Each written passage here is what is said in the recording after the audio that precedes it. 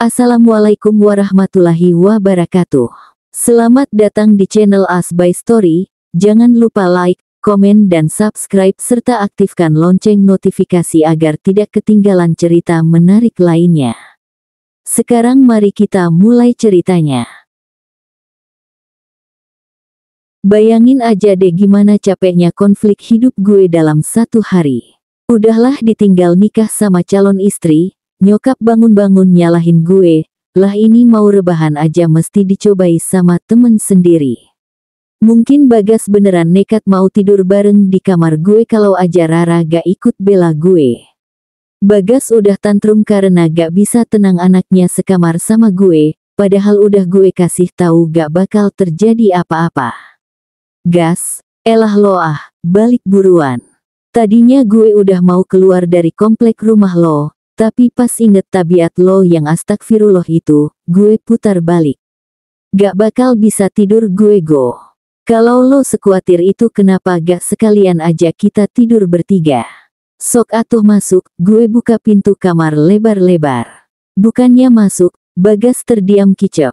Rara ikut nongol di belakang gue. Loh papa kok ada di sini? Kamu baik-baik aja kan Ra? Baju kamu, Bagas sampai ngecek pakaian Rara. Masih kepake semua elah, gas. Bagas menghembus nafas plong. Papa kok belum pulang? Papa khawatir sama kamu, tahu sendiri dari kecil kamu gak bisa pisah lama-lama dari papa.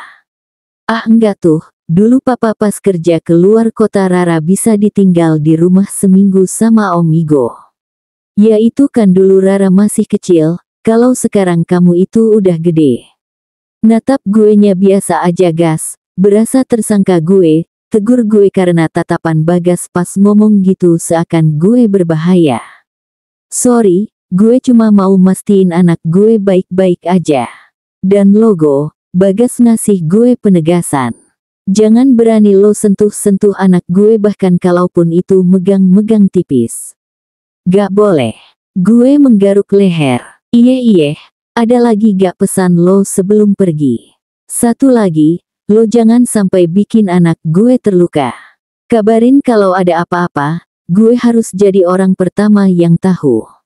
Paham lo? Iya, Om Igo paham papa tuh ya. Malah Rara yang nyahutin. Mungkin karena dia capek sama nasihat Bagas. Ya udah kalau gitu papa pergi dulu ya, kamu beneran papa tinggal nih. Iya papa Bagas. Bagas memegang pipi Rara. Besok pagi papa telepon ya. Sebelum cabut, Bagas naruh jempolnya di leher seolah ngasih isyarat mau gorok leher gue kalau ada apa-apa. Gue ngangkat jempol gue sebagai balasan semua bakal aman terkendali. Masalah Bagas kelar, gue ngajak Rara buat balik lagi ke kamar. Tanpa ingin terasa canggung walau status udah berubah, gue ngajak dia ngobrol, tepatnya sih ngeledek kayak biasa. Ra, mandi dulu gue jepit hidung gue. Bau asem gitu loh. Rara yang udah tidur tengkurap di kasur gue seketika duduk. Rambutnya yang abis disanggul tadi jadi acak-acakan kaku. Gak mau Om. Udah malam. Mau tidur Rara, besok aja mandinya. Om mending ke kamar yang lain aja Sana bobo, bayi Om Igo yang baik hati dan tidak sombong. Malah diusir gue. Gue emang udah janjiin mau tidur di kamar terpisah sih tapi gak secepat ini juga, gimana kalau keluarga gue belum pada tidur. Gue ngambil selimut gue berhubung di kamar tamu gak tersedia selimut. Tapi baru buka pintu gue langsung tutup lagi karena ada bokap yang lewat. Kenapa Om Igo? Gue naruh terlunjuk di bibir. Ada orang. Ya terus gimana dong? Rara mau tidur tahu. Ya udah tidur aja sih. Gue juga gak bakal ngapa-ngapain lo, Ra. Takut banget loh diapa-apain Om Igo, gelombang. Pas dia ngomong gitu, gue pengen nimpuk pakai bantal guling. Ra, melihat situasi dan kondisi yang ada kayaknya malam ini kita terpaksa harus tidur bareng deh. Mata Khaira langsung membulat tak ketinggalan mulutnya yang ikutan nganga. Serius, kita tidur bareng? Oh no, Agus takut di unboxing, Om. Bekicot gunung, gak ada yang mau ngapa-ngapain lo juga, kata gue. Dengan santai gue suruh dia geser biar gue bisa tidur di sisi ranjang lain. Kenapa lagi Ra? Itu baju kebaya gak mau dilepas. Bisa dilepas gak kalau gak? Rara menutupi dadanya dengan bantal. Gini nih, kalau nikah ama bocah, pikiran masih bocah. Siapa juga yang mau tidurin dia, kan udah gue bilang, dia tuh bukan tipe cewek gue, gak bisa bikin gue nafsu. Badannya aja kayak tokek kejepit pintu. Om mau ngapain? Maksud gue entar kalau susah biar gue minta bantuan kakak ipar. Lo kecil-kecil pikirannya jorok ya. Gue aduin lo ke bapak lo. Gak boleh gitu, Om. Permasalahan rumah tangga gak boleh diumbar ke orang tua, kata Rara sok bijak. Gue memijat kening gue yang udah puyeng liat tingkah Rara. Masalahnya gue tiap gerak dikit di auto posisi siaga kayak mau nampol. Rara, gini ya gue jelasin, kita cuma bobo bareng, bukan bobo dalam artian yang lain. Ngomong-ngomong kamar yang AC-nya udah dingin aja jadi berasa panas sejak kehadiran Rara.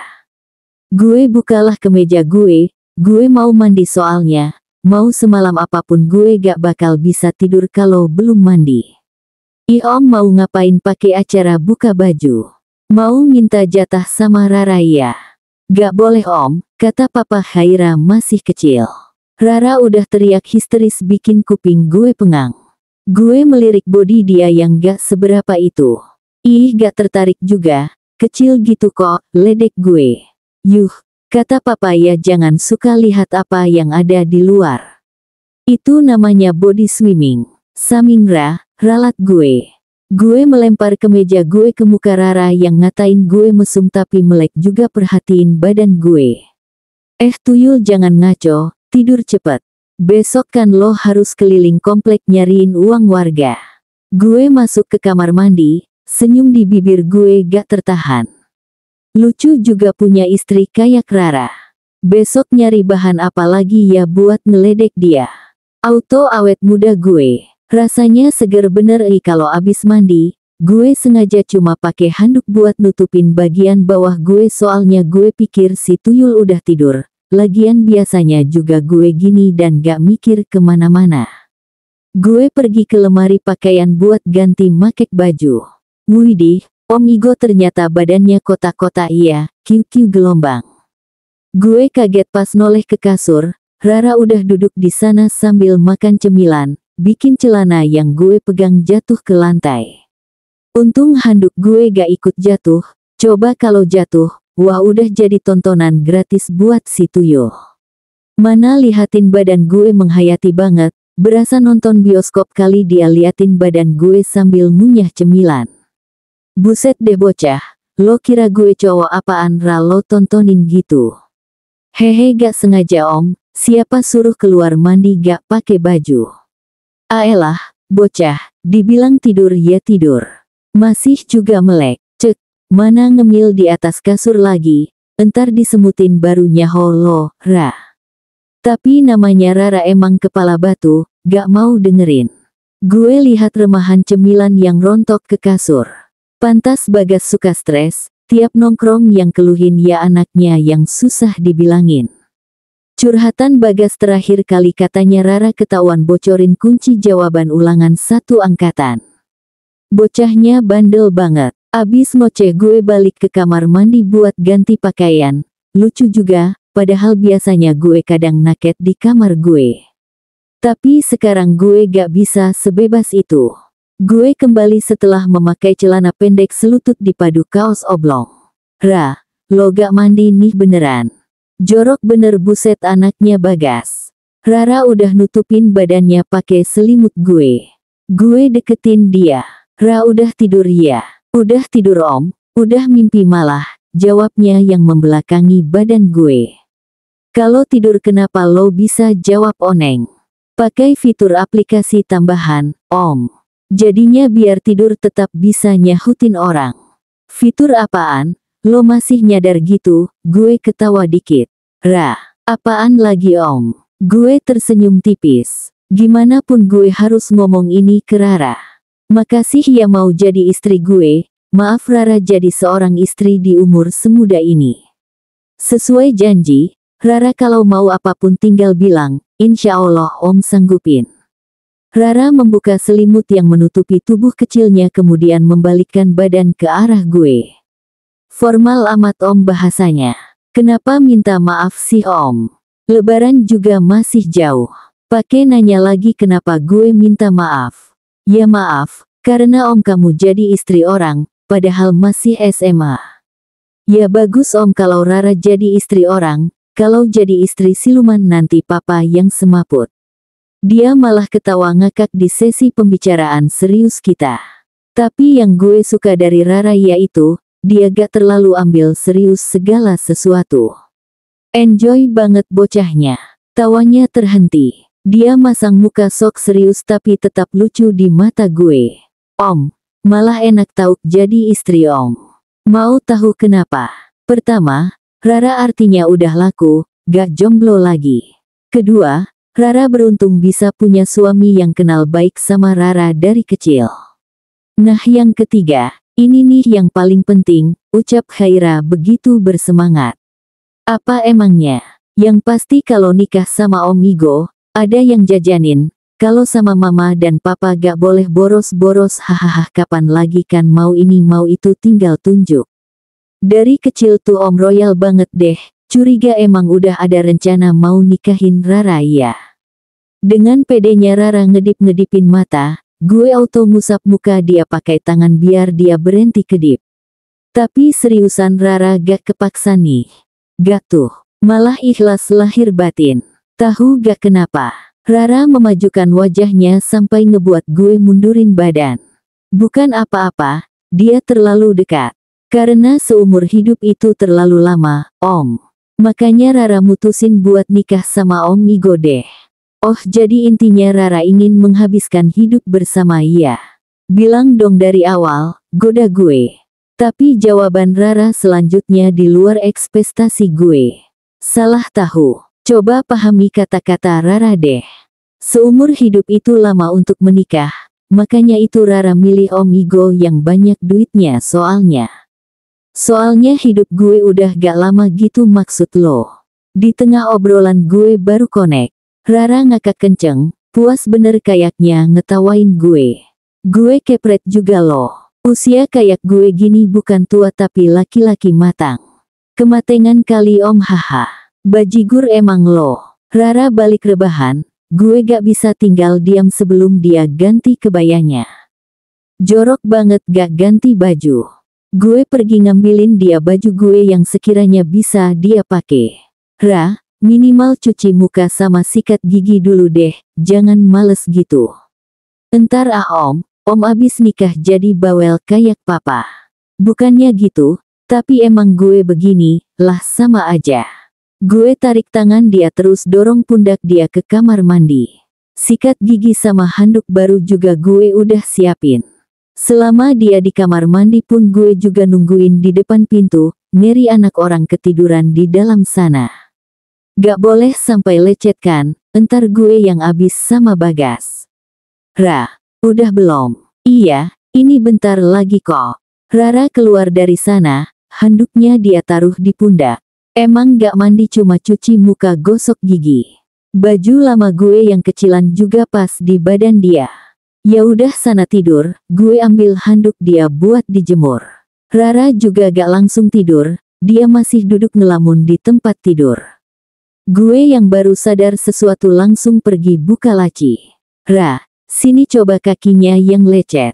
Gue datang jongkok di sebelah ranjang. Tanpa izin Rara, gue megang kaki dia terus taruh di atas lutut gue. Gue olesin salep di tumit dia yang lecet sembari niup-niup biar enakan. Sepatunya kesempitan di Rara ya. Kasihan, pasti gak biasa pakai yang hak tinggi, gue berbicara sendiri. Harusnya Rara bilang kalau kesakitan, kan bisa dicariin sepatu yang lebih nyaman. Gak mau repotin, lagian Om Igo lagi stres juga. Lain kali bilang aja. Ngomong-ngomong gue jadi inget insiden kenakalan lo pas bocil, gue geleng-geleng kepala. Lo nekat manjat jambu air tetangga, kaki lo kan kegores di mana-mana ya. Lucu juga kalau diingat-ingat, mana gue juga yang obatin karena lo ketakutan diamuk Bagas.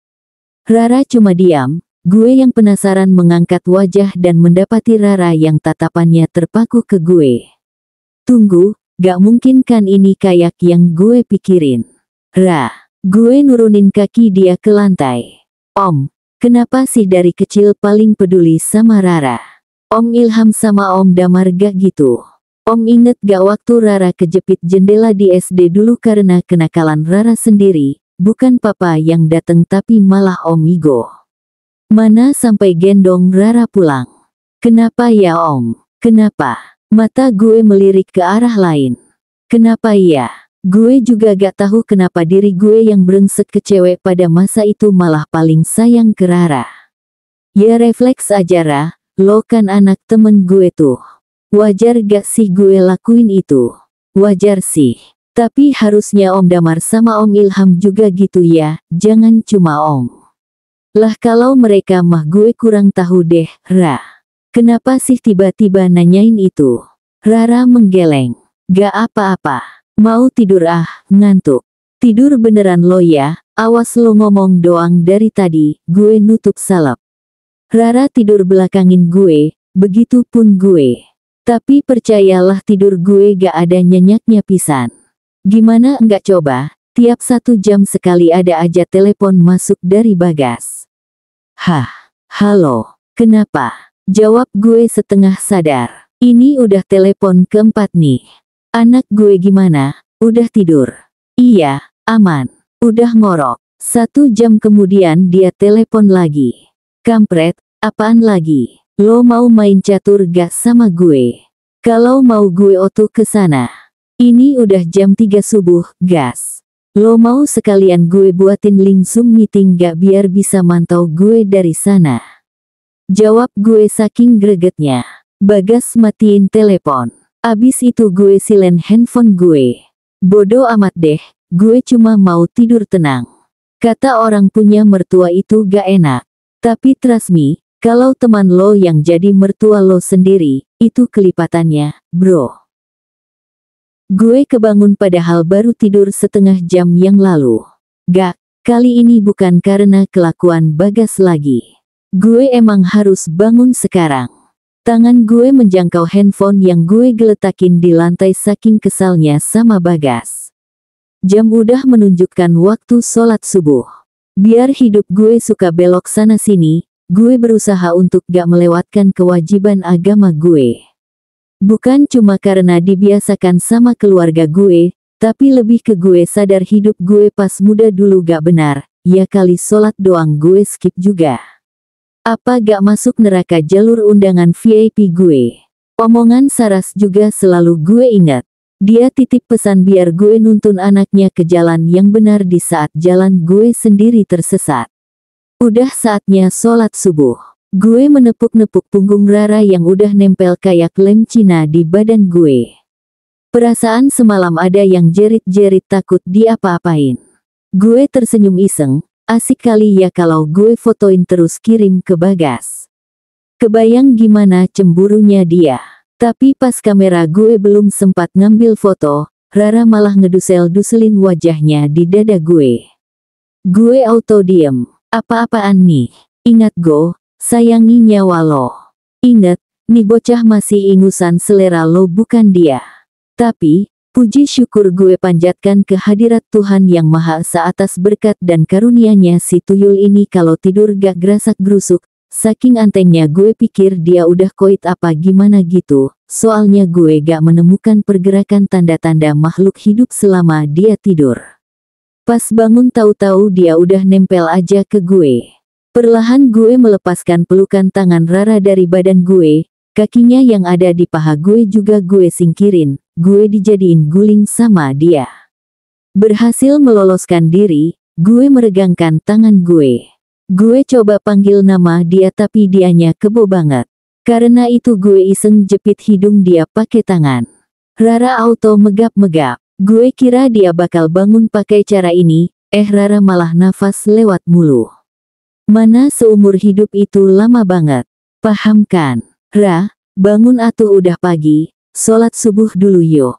Ngeh, bentar dulu, Rara masih beli kerak telur di Hong Kong nih, pedagangnya rese banget masa gak mau ditawar, tech. Hong Kong bapak lo, mimpi nyampe kejauhan amat, di Tanah Abang juga banyak yang jual kerak telur. Bangun gak Ra? Kalau bangun entar gue langsung transferin 1 juta. Gak perlu acara bujuk-bujuk lagi. Rara auto duduk, matanya gak kelihatan ngantuk sama sekali tuh. Giliran duit aja seger loh. Buruan wudu. Rara ngucek matanya. Dia tiba-tiba merentangkan kedua tangannya lebar-lebar. Apa lagi nih? Om Igo gendong ke kamar mandi dong. Kaki Rara pegel. Kemarin malam berdiri seharian sih huhuhu gelombang. Nada suaranya dibikin-bikin menyedihkan. Bukannya iba malah pengen gue getok. Meski begitu gue gak kesal sama sekali. Mau gak mau gue gendong dia beneran. Ya udah, sini digendong. Rara langsung melingkarkan kedua tangannya di leher gue, sementara kedua kakinya ngapit badan gue gendong dia dari arah depan ala ibu koala. Sampai di kamar mandi gue nurunin badan kecil dia, anehnya lagi dia udah di kamar mandi tapi malah bengong gitu aja di depan wastafel. Ra, ngelamun. Dia gak nyahut. Karenanya gue nampung air di tangan gue buat basuh muka dia, minimal dia segeran abis itu. Ih dingin tahu, ya abis ngelamun mulu, heran perasaan yang nanggung biaya nikahan gue tapi lo yang kelihatan banyak pengeluaran. Rara memonyongkan bibirnya ngeledek gue. Ya udah sikat gigi terus wudu ya. Om, sikat gigi Rara yang mana? Ononoh yang minion. Gue menunjuk ke sikat gigi yang ada di sebelah sikat gigi gue. Gue emang sengaja beliin yang ada motif minion. Minion dan Rara adalah perpaduan yang pas. Tapi bukannya senang, dia malah protes. Kayak anak kecil aja, Om. Besok-besok beliin yang motif Spiderman aja. Lah sama aja dong, gantungan kunci bener-bener lo ya. Rara nyengir, sambil sikat gigi dia ngelirik gue di cermin. Ngasih kode lewat tangannya biar gue pergi. Sedangkan gue memakai waktu ini untuk wudu, gantian sama Rara. Gue udah siap dengan sarung yang gue pakai. Sementara Rara juga udah pakai mukena warna kuning yang emang sengaja gue beliin buat dia dulu pas datang nginep di sini. Mana lucu banget lagi kayak pisang berjalan tahu gak lo? Kenapa Om? Kok liatin Rara gitu banget? Emang Rara cantik banget ya sampai Om ngeliatinnya gitu banget? Naksir bilang Om, bajigur. Dengan percaya dirinya bocah tuyul ini ngira gue demen. Karena ikatan mukena dia belum benar, gue bantu iketin. Abis itu dia berdiri di belakang gue jadi imam untuk pertama kalinya. Selesaikan sholat gue mau main berdiri aja, lupa kalau udah punya istri. Rara salim tangan gue, mana sengaja dilamain. Buru gak? Hehe. Ra, abis ini turun ke dapur gih, bantuin mama masak sarapan pagi. Gak usah terlalu kerja berat, cuma buat cari muka aja ke mama. Rara yang lagi lipat mukenahnya sampai berhenti. Hah masak? Bantuin mama Om Igo gitu? Gak mau ah, tahu gak pas masak air aja Rara hampir bikin rumah kebakaran. Turun dulu aja makanya, Kak Dara juga ada di bawah. Gue bukannya mau nyuruh-nyuruh lo kerja berat ya Ra, ini sebatas formalitas aja buat ambil hati mama. Lagian udah menjadi kebiasaan di keluarga gue, walaupun punya pembantu, seorang wanita tetaplah harus melakukan tugasnya sebagai seorang wanita, ya kayak gini nih, bikin sarapan buat suami. Sebenarnya gue kurang setuju Rara ikutan juga, tapi ya balik lagi ke tujuan awal, luluhin hati nyokap dulu. Buktiin kalau Rara gak seburuk yang dia kira. Rara langsung mesem-mesem mukanya. Mulutnya udah dimonyong-monyongin. Gak bisa masak Om, masak air aja suka gosong kok, Rara bantu doa aja ya Om. Petik 2. Kalau bantu doa doang mah sekalian aja kita doa barengan di depan kompor. Orang lagi masak, kita bagian aminin. Mau begitu? Ide bagus, Om. Setelah gue bujuk, lebih tepatnya gue sogok pakai iming-iming nambahin uang jajan dia, dia mau juga turun ke dapur bantuin nyokap. Khairapov, rasanya mager banget harus turun ke dapur bantuin mamanya Om Igo, cuma ya mau gimana lagi. Semua demi uang jajan. Karena kalau perut kenyang itu yang utama buat gue. Gue ke dapur, di sana udah ada mama mertua gue, ada Kak Dara juga. Mereka udah sibuk dengan tugas masing-masing. Mama mertua gue udah motong-motong daun bawang sedangkan Kak Dara bagian potong kentang dan wortel. Lah gue mau ngapain? Mungkin saking sibuknya, mereka gak ngeh kalau gue udah berdiri di dapur. Alhasil gue yang gabut malah ngantuk lagi. Gue nyender di kulkas terus nguap lebar-lebar. Dan timingnya pas banget mama mertua gue nengok. Dasar anak perawan. Pagi-pagi bukannya bantuin orang malah enak-enakan nguap, cekak mimpi apa aku punya menantu kayak gini. Mama mertua gue langsung nyindir gue, sakit sih tapi gak berdarah. Maaf Nek, kalau gitu ada yang bisa Rara bantu? Tanya gue sesopan mungkin. Apa? Kamu tadi panggil saya apa?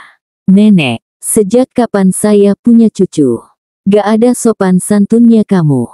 Petik 2. Duh, selama ini gue manggil anaknya Om, ya otomatis gue manggil dia nenek dong. Salah lagi nih. Iya sih gue udah nikah sama anaknya tapi gak enak juga langsung manggil mama, kayak kurang cocok di telinga. Maaf Ma, Rara keceplosan, gue coba untuk panggil mama, siapa tahu ini panggilan yang benar. Sini Ma, biar Rara yang potong daun bawangnya. Gue bermaksud ambil alih kerjaan beliau, motong bawang doang sih gue masih bisa. Baru aja gue mau potong itu daun bawang, mama mertua gue langsung rebut pisau dari gue. Gak usah, mending kamu ke belakang, bersihin ikan, keluarin isi perutnya terus sisikin, titah mama mertua gue yang bikin gue bergidik ngeri. Bukan karena gue jijik apa gimana megang ikan, gue sama sekali gak jijikan orangnya, cuma ya, masa sih gue diperlakukan kayak babu di rumah suami gue sendiri. Mana pas gue digituin pembantu juga nontonin gue. Malu. Padahal pas kecil Om Virgo bilang bakalan jadiin gue ratunya, bullshit lo Om.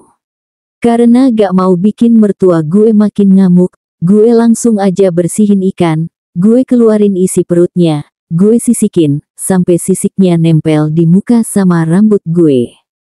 Gak masalah yang penting kelar, gue mau ke sekolah soalnya. Dan kalian tahu, parahnya lagi ternyata mertua gue itu kayak sengaja ngerjain gue, kalian tahu gak? Ikan yang gue sisikin ternyata gak dimasak, malah dikasihin ke kucing liar yang ada di depan rumah. Itu belum kelar, masih ada yang lebih parah. Pas gue baru kelar sisikin ikan di belakang, badan gue udah bau amis, udah penuh sisik, gue udah dekil, mereka malah enak-enakan sarapan di meja makan. Lah gue gimana ini nasibnya? Virgopov, setelah mandi dan berpakaian rapi, gue turun ke bawah buat sarapan. Tapi gue gak menemukan Rara yang ikutan duduk bareng yang lain. Aneh dong, loh Rara mana Ma? Tanya gue ke nyokap yang udah makan di meja makan. Seinget gue tadi Rara ikut bantuin nyokap masak. Nyokap gue mengangkat kedua bahunya. Nggak tahu, gak peduli juga. Ma, di saat suara gue mulai meninggi, bokap nyenggol kaki gue sebagai kode biar gue gak ngelawan. Gue menoleh ke arah Kak Dara, meminta penjelasan, Kak, Rara di mana ya? Di belakang, tadi lagi bersihin ikan. Harusnya sih udah selesai ya, mungkin ngerjain yang lain, terang Kak Dara dengan santainya. Wah gila sih ini, masa pas yang lain lagi makan enak di meja makan istri gue malah kayak pembantu di belakang. Gue langsung naruh sendok gue di piring terus pergi ke belakang nyari keberadaan Rara. Bak, Rara mana ya? Tanya gue ke pembantu soalnya gak menemukan keberadaan Rara. Ada tuh di bawah meja, Mas. Gue ngintip ke bawah meja yang ada di dapur. Astaga, padahal gue udah panik gak karuan, ternyata Rara lagi makan lesehan di dekat kaki meja. Rara, kenapa Om? Pakai nanya lagi kenapa? Kamu ngapain sih sini? Ngaduk semen, ya lagi makanlah, sahutnya sambil makan tempe goreng sama sambal terasi dengan tangan. Kok makan di sini sih? Tanya gue prihatin. Tadinya mau makan di depan gedung DPR juga kejauhan, Om. Serius Ra, ayo berdiri. Kita makan sama-sama di meja makan. Emang kenapa sih? Mau di sana mau di sini, kan sama aja. Yang penting makan Om. Gak gitu Ra, cuma gue gak enak aja entar sama papa lo. Masa anaknya kayak pembantu di rumah suaminya sendiri. Gue berusaha menjelaskan sambil ikutan duduk di lantai sama dia. Tapi dia emang batu, bukannya dengerin gue, dia malah nambah nasi, tempe, tahu sama sambal terasi. Om mau gak? Enak tahu ini, Mama suka masakin Rara di rumah. Tahu sendiri selera Mama tuh kampung banget beda sama papa yang lidahnya Eropa. Ra, jangan gitu ah, ayo ke meja. Ah coba Om, dia tetap nyodorin tempe ke mulut gue. Awalnya gue gak mau tapi karena terdesak, gue kunyah juga akhirnya. Om tahu gak, enak atau gaknya makanan itu bukan di mana kita makan atau seberapa mahal makanan kita. Mulai deh nih bocah kerasukan arwah sok bijak. Mangik, ledek gue pakai bahasa dan nada anak alay. Ik, balas Rara lebih alay lagi. Enaknya makan itu tergantung sama siapa kita makan. Kalau sama orang yang kita sayang pasti rasanya lebih nikmat. Gitu, gue ngangguk-nganggukin kepala ngeledek. Kalau makan sama gue, rasa makanan lo gimana selama ini? Enak, enak lah. Berarti lo sayang sama gue ya Ra. Mendengar candaan gue, Rara langsung keselak makanan. Dia sampai terbatuk-batuk. Sayanglah. Sayang banget apalagi duit Om Igo. Bah, dasar emang, dia tuh UUD banget. Ujung-ujungnya duit. Niat gue emang cuma bercanda, tapi kenapa harus ngerasa sedikit kecewa ya pas dia jawabannya gak sesuai yang gue harapkan. Setan dalam diri gue berbisik, loh memangnya jawaban apa yang Anda harapkan? Rara bilang sayang banget gitu. Bersambung.